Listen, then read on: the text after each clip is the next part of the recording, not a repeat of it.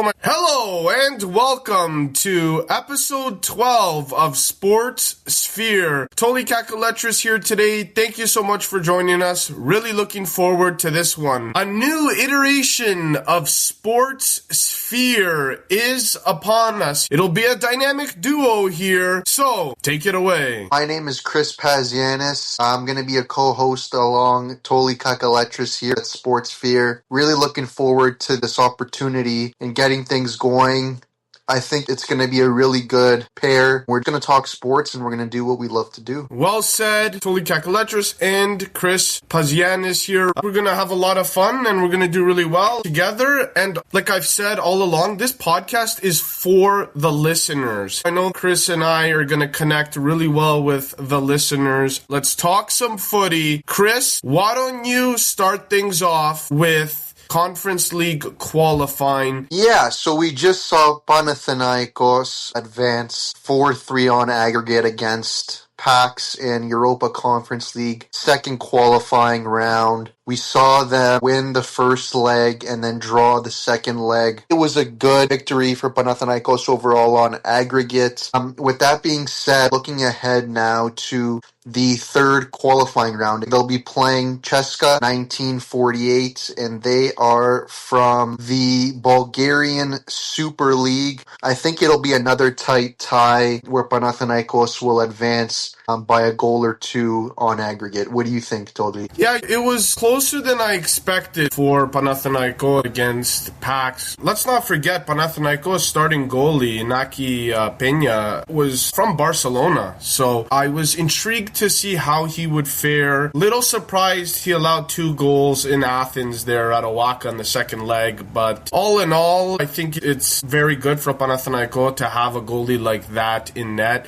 I'm intrigued to see how this season goes. Last year, we saw the Rafa Benitez experiment at Panathinaikos. Didn't really go as planned. This season for Panathinaikos, I think, unless they win a European trophy, Chris, they have to be winning the league here. I agree in the sense that they have to have high expectations, especially with the squad that they currently have, and it'll be interesting to see how they progress through the season. Let's go from Panathinaikos to PAOK. We're taking it from Athens to Thessaloniki. Chris, take it away. Yeah, so we saw PAOK advance fairly impressively against Dynamo Kyiv in the Europa League second qualifying round. We saw PAOK's star man, Yannis Konstantelias, who just seems to be at the center of everything positive surrounding PAOK. The way he's performing, the way he just connects the team, and he did look like the best player on the field in both legs, with them advancing 5-2 on aggregate. I'm excited to see what PAOK can do. I think that they have a chance to get to the group stages with Konstantelias in the fold and players like Zafiri. Those 2 key players could easily be playing in bigger leagues, bigger clubs, but chose to be with PAOK right now, and I think they'll be very important in how PAOK's season goes this year. It's not going to get easier for either side. Dynamo Kiev, they have to play Karabakh now in the Conference League qualifying, and PAOK, they have a very tricky test waiting for them in Anderlecht in the next round. And I just think for PAOK, some of these signings they brought in need to step up. Greek international Kazidiako, center back for PAOK, needs to have that seasoned vet presence there on the back line. I just think a couple guys which need to keep performing here for PAOK, outside of Kostadelja, Andrija Zivkovic, who is the captain of PAOK and one of the captain-like players on the Serbian national team as well. And I also think Tyson for PAOK, 38 years old, kind of this last dance season for him with PAOK. So we'll see how he fares as well. But there's a lot to be excited about. And Chris, let's take it from Thessaloniki to Piraeus. We're going from PAOK to Olympiacos. Yeah, so we're moving to Olympiacos now, and they have a bit of a tricky tie here up against Dutch side NEC in the Netherlands, third qualifying round of UEFA Champions League action. The first match will be tomorrow in Piraeus at 2 p.m. at the Karaiskaki. And just looking at Olympiacos, to me, they seem to be a little bit in flux right now. They've lost some key pieces here. Zorlaki who's been so crucial to so many campaigns for Olympiacos, both domestically and continentally. He's been a key piece. So with him leaving, there's a hole there. And them bringing in Stefano Ortega is somewhat of an underrated move because he is an experienced keeper who's been around big clubs his entire career. He's been at the Manchester Cities. He's been at the Sevillas. So he knows what it takes. He brings that to a club like Olympiacos, who are big. He brings that winning mindset to a club that is used to winning. So a good combination here with Ortega. I think overall we have to peg Olympiacos as the favorites to progress, even if narrowly, against NEC. Overall, you look at both sides, and on paper, Olympiacos has to be seen as the better squad. What are your thoughts, Tole? It's going to be very difficult for Olympiacos against NEC. Olympiacos struggled in the preseason against Dutch opposition. It was really disappointing to see Olympiacos blow a 2-0 lead against AZ Alkmaar, ultimately losing that match 3-2. 1-0 lost against Ajax. Would have been nice to see Olympiacos get result there. Olympiacos owner Evangelos Marinakis also owns Nottingham Forest. Olympiacos have brought in some crucial players from Nottingham Forest, two of which on loan transfers. Gustavo Sa, 21-year-old, and then Jota Silva, 27-year-old. Carmo back with Olympiacos. He played every minute during Olympiacos Conference League triumph a couple seasons back. But there's a players which I think will cause Olympiacos some problems here. Dusan Tadic is on NEC now, and we saw the impact he had against Olympiacos when he was with Fener. Yeah, just to touch on Dusan Tadic. At one point in his career, you can argue, was a world-class talent. He played for Southampton in the Premier League for 4 years. He played for Ajax. He played for Fenerbahce. So he has game-breaking ability even at his age. So he's definitely one that Olympiacos will have to be wary of. Whether he starts or comes off the bench, Tadic is a threat. There's no way around that. And Olympiacos, 1 or 2 goal aggregate victory. That's what I'm foreseeing. They do have more quality on paper, and they just have to show that on the pitch. And Chris, why don't you talk to us a little bit about the center forward conundrum Olympiacos has at the moment, and the fact that it's starting to become more clear that Ayoub El Kabi is Mendilibar's go-to center forward in comparison to Mehdi Taremi and Roman Yaremchuk, because last season we saw a lot of games where it was either Taremi or El Kabi or both. And Clayton is also there as well. A potential pecking order there. It's pretty clear that the top 2 would be El Kabi and Mehdi Taremi. I think they both offer more than Clayton or Yaremchuk. I think both Taremi and El Kabi have shown that they can make a difference, not only in Greece, but also on the European stage. They both have some qualities that you look for in center forwards that can score goals. El Kabi, he's got 53 goals and 86 appearances for Olympiacos. He's got over 30 goals and 70 appearances per Morocco. He's an established center forward that can get the job done. Same thing goes for Taremi. He's 34 years old. He's been on Olympiacos for about a year and 10 goals and 24 appearances, and he's another one who has an eye for goal. If you're looking at all 4 forwards, there's El Kabi, Taremi, a gap, and then Yaremchuk, another gap, and then Clayton. Tole, your thoughts on what you think about the pecking order of those 4 forwards? I see El Kabi as the number 1. He's been so effective for Olympiacos, pretty much being one of the main reasons why Olympiacos was able to win the Conference League, outside of the 2-legged affair against Fener, where he only scored the pen in the penalty shootout. You look at against Ferencvaros, scored both goals for Olympiacos. You look at Maccabi Tel Aviv scoring in Piraeus and scoring that incredible bicycle in the return leg. You look at against Unai Emery's Aston Villa, where he scored 5 goals over the 2 legs. And then he scored in the final in extra time. El Kabi number 1, I would say Taremi number 2, Yaremchuk number 3, Clayton number 4. But let's take it now, Chris, to a generational talent here who has decided to represent the Greek national team instead of the Belgian national team at the senior level, and just secured a transfer to a big club. Chris, why don't you get into that? We are talking about Konstantinos Karetsa signing for 30 million to Borussia Dortmund from Belgian side Genk on Monday.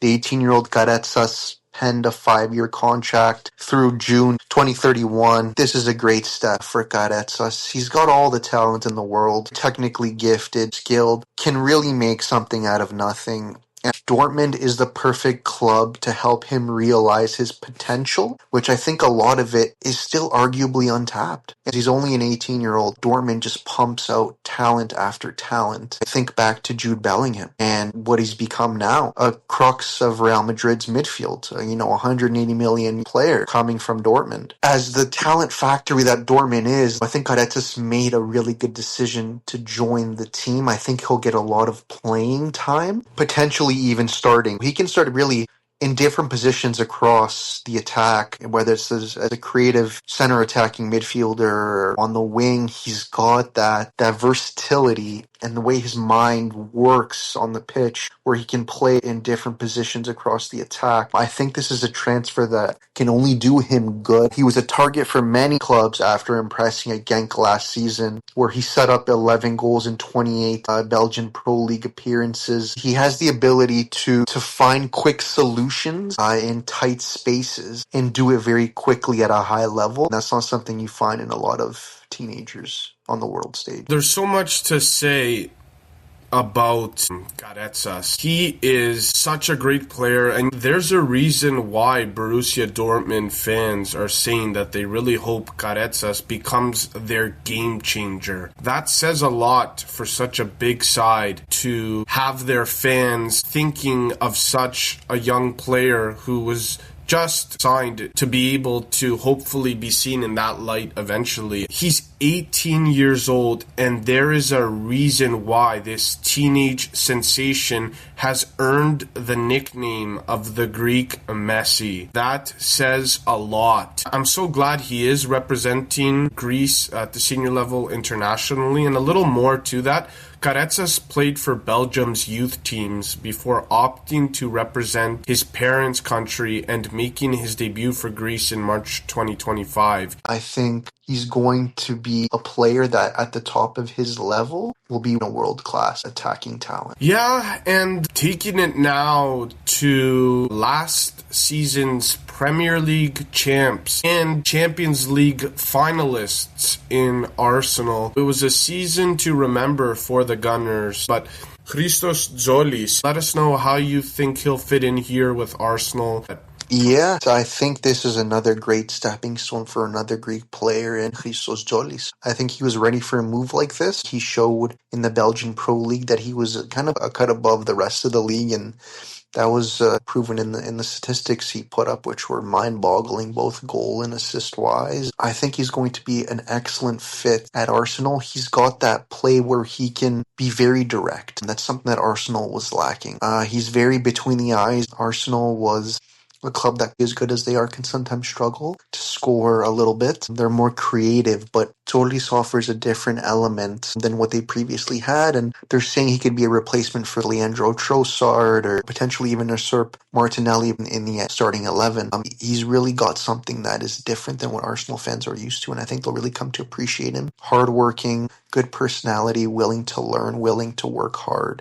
He's young. He's got the world at his feet. I think he's got a lot of goals and assists in his future with the Gunners, and I think not only will he please fans statistically, but he'll show his passion for the badge. With that being said, his playing style, kind of inside forward positioning and finishing ability as a left pocket player. Zolis prefers not to stay glued to the touchline as a typical wide player, but obviously instead cutting inside, and I think that's what Gunners fans are going to see him do. It's going to lead to a successful spell. The impact Christos Zolis had with Club Brugge last season in 36 matches, 17 goals, 23 assists. Such an impactful player. He's dazzled for Arsenal so far in the preseason. And I mean, he was sensational when he was with PAOK, and now with Arsenal. Looks very promising, to say the least. I think he's the type of player where Miguel Arteta will be able to rely on him, even though he's only 24 years old, in big moments. Across Europe's top 10 leagues, Zolis recorded the most assists of any player in league matches last season with 23. But